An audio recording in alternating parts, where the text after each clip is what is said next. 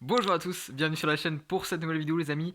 J'espère que vous allez bien. Aujourd'hui on va parler Next Gen, et oui avec Yuan, on nous en parle souvent sur nos lives en vidéo, mais là c'est vrai que on arrive bientôt à terme de la fin bien comment dire, de la communication des consoles. Le lancement arrive très bientôt, la semaine prochaine pour l'Xbox Series X, et je me suis dit que c'était aussi un moyen pour cette vidéo, en tout cas dans cette vidéo, de vous en parler plus précisément. Alors pour ceux qui ont suivi l'actualité, les médias ont pu hier en fait, grâce à l'embargo qui a été levé par Microsoft, dévoiler les tests finaux de la console de Microsoft, Next Gen.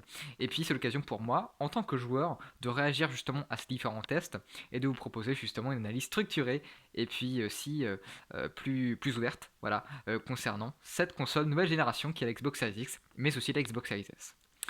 Alors premièrement, on va remettre un petit peu les choses dans le contexte. C'est une console qui par bien des domaines, soigne depuis son annonce sa communication.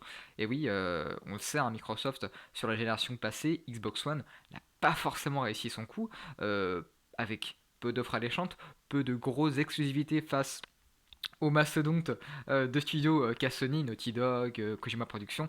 On avait quand même une belle pelletée d'exclusivité sur PlayStation 4. Et puis c'est vrai que là sur Xbox One, on avait un petit peu des exclusivités assez maigres. On avait du Gears, on avait du Ori, mais pour la plupart c'était vraiment beaucoup d'éditeurs tiers. Et tout se jouait beaucoup sur le Game Pass durant les dernières années de vie de la console. Et donc là sur cette Xbox Series X, on a vraiment un bel argument qui est justement la technique de la console, la technologie qui est embarquée à l'intérieur, à savoir le SSD, mais aussi un GPU, des teraflops beaucoup plus convaincants.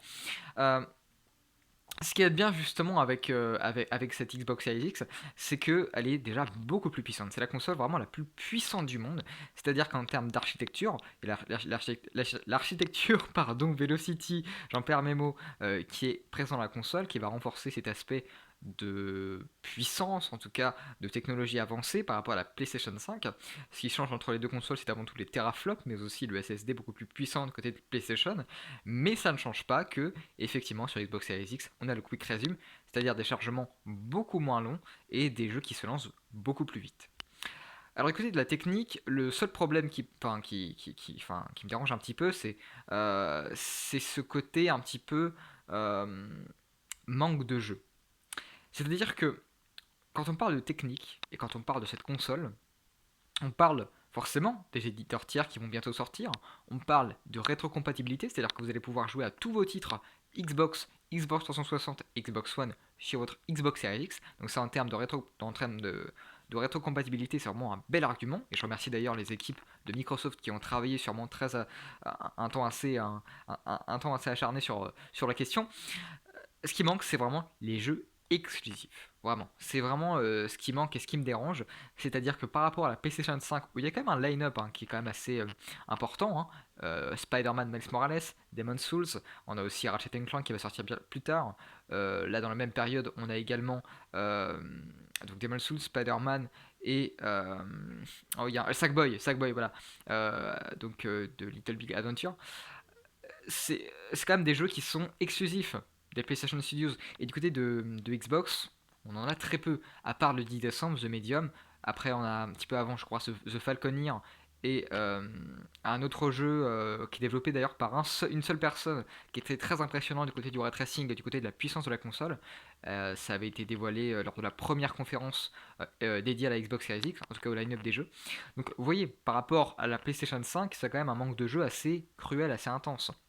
Donc c'est ça qui me dérange un petit peu. Et c'est vrai que pour les médias, c'était le même problème, c'est-à-dire que on vous envoie la console, très bien, c'est une console qui est très puissante, très belle, avec un design très sobre, très monolithique, mais derrière, il n'y a pas les jeux qui suivent. Donc c'est un petit peu ça le problème. Reste à voir à l'avenir si justement, en 2021, on aura les exclus, hein, parce que c'est vrai que avec les 23 ou 24 studios que Microsoft a racheté durant ces dernières années, on compte Bethesda d'ailleurs, donc le groupe Zenimax, Arkane Studio, qui est parmi ce groupe. Euh, on espère à l'avenir qu'il y aura vraiment de gros studios qui seront là pour permettre à Microsoft de redorer son blason en termes d'exclusivité et on n'attend pas forcément que des expériences multijoueurs ou des expériences de sport assez sportives, des jeux de voiture, des jeux de compétition. Non, on attend vraiment des jeux narratifs, solo, qui en mettent plein la vue.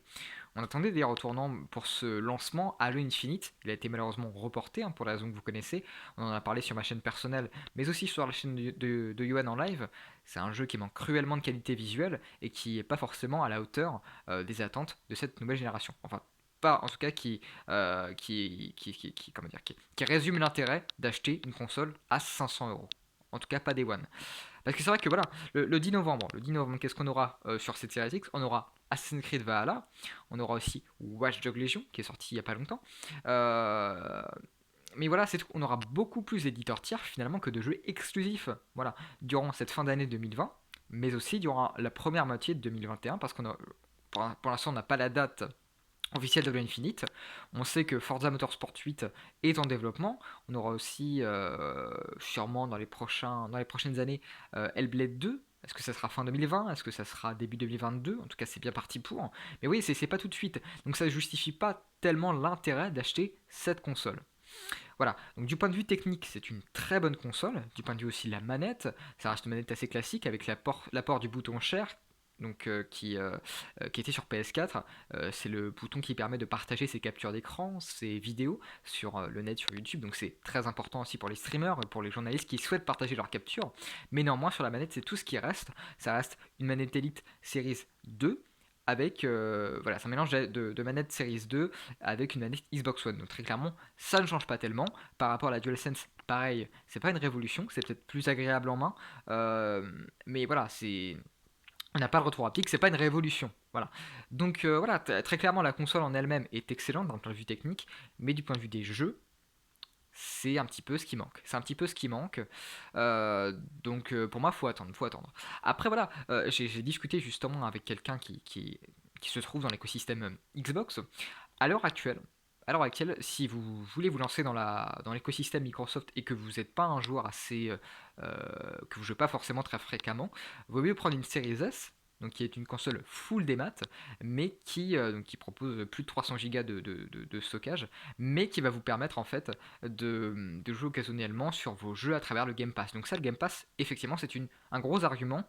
Est-ce qu'après ça justifie l'intérêt du choix de la console pour le 10 novembre? Je ne sais pas. Voilà. Donc en tout cas, j'espère que cette vidéo vous aura plu, vous a permis de vous éclaircir un petit peu sur tous les points avant l'achat de votre console. On se retrouve bientôt pour la PS5 et pour le lancement des consoles de nouvelle génération. Portez-vous bien et à très vite les amis.